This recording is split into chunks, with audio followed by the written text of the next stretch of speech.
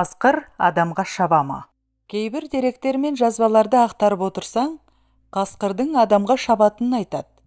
Мысалда келтірген болады. Бұл жауыздармен өмір бойы алысып жүргендіктен, осы айтылып, жазылып жатқан жайларды өз басым құптай алмайым. Қасқыр қанша жауыз болса да, аңдыған жау алмай қоймас дегендей, қапысын тауып, малшылардың маңдай терімен өсіп өрбіткен, алдындағы малдарын тартып жеп кеткенімен, қалай дегенмен де адам баласынан қаймығады, қорқады, ығып жүреді. Көзге түспей, сырт қала бергенді қалайды. Қасқыр жер жағдайын өте жақсы біледі. Бетпе-бет кездесіп қалса, астындағы атыңа не басқа көлігіңе ыңғайсыз жүре алмайтын сай жырамен қашып, қайтсе де құтылып кетудің амалын іздейді. Егер қару-жарағың болмаса, онда өзіңнен онша қорқа да қоймай, бұлаңдап, құр алақан жан дегендей менсінбей кереме жасайтыны және бар.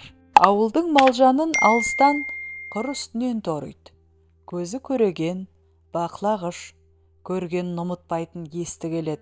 Ауылға сырттан келген жат адамдарды біле қояды. Бұлардың ішінде ұры қасқырлар да болатын көрінеді. Бірде момын адал қойшының ай сайынғы малы кем болып, жетпей қалатынына таңырқап, ойға қалып жүрдім. Өзі де түкке түсінбей, оны кімнен көрерін білмей, таң болып жүрсе керек. Содан бір күні әдейі келіп үйінің іргесіндегі шілікті шопанның өзіне салт қақтыра отырып, малдың иесіне сездірмей, тоқты ешкісін алыстан арбалағанша жақыннан дорбалай дегендей, іргеден олжалап, әккі болып семірген, жиендік жасаған көкжалды қуып шығып, соғып алдым да, қойларының орнын толтырғандай қуантып, олжамды сол ақсақалдың өзіне байладым. Әлгіміз кәрі қасқыр болып шықты.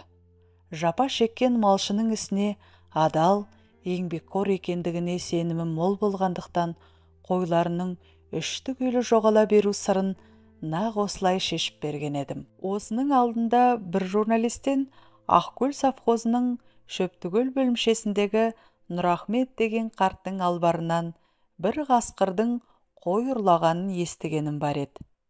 Ашық алаңда кино қойып жатқан киномеханик оны көріп қалып, киноға жиналған адамдарға айтқан. Олар түнгі қарақшыға лап қойған. Үлкен қасқыр тамақтан қылқындыра тістеп, сүйрете әкетіп бара жатқан тоқтыны тастай тұра қашқан. Ол бұрында осы үйден әлденеше қой ешкіні қағып әкетіп дәндесе керек.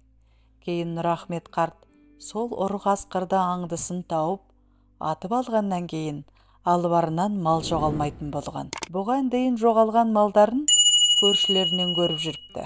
Оқ тиіп, жараланған қасқыр құтылмасына көз жеткен соң, бостан-бос өлмейін, жастығымды ала жығылайын дегендей, адамға ауыз салудан бас тартпайды. Сол себептен жаралы қасқырдың соңына түскенде өте сақ болған жөн. Олардың машинаны айнала өзімді талай қуғаны әлі есімде. Өлімнен қорықпайтын жан-жануарларды кездестірген емеспін. Қасқыр да солай. Ал тура келген өлімнен құтылмасын білсе-ақ болды, қайсарлық білдіреді, қаймықпайды. Ит сияқты қыңсылап, кешірім сұрамайды, кешірмейді. Түріне қарап тұрсаң, өзіңе мін таққандай тәкаппарсып, менсінбейді. Қорыта айтқанда, сау қасқыр әсте де адамға шаппайды. Аузына ештеңе түспей, аш болғанның өзінде өткен жаздан, былтырдан қалған сүйек саяқты күзде көміп кеткен суырларын, жемтіктерін, қайсының қай тұста, қай жерде қалғанын жатқа біледі, ұмытпайды. Соларын тауып алып, күн көріп, мүжіп жеп жүре береді.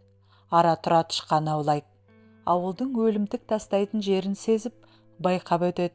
Әйтеуір, қайткен күнде мекенінде, туған жерінде өзіне керектісін табады. Қасым Тәукенов, Азулы Арлан кітабынан үзінді.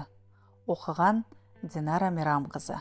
Ағайын, танымал атты YouTube арнама өтіп, тіркеліп, тәлімі мол әңгімелерді тыңдап, лайықты болса лайк басып кетулеріңізді сұраймын. Қазақ тілді арнамды қолдауға шақырамын.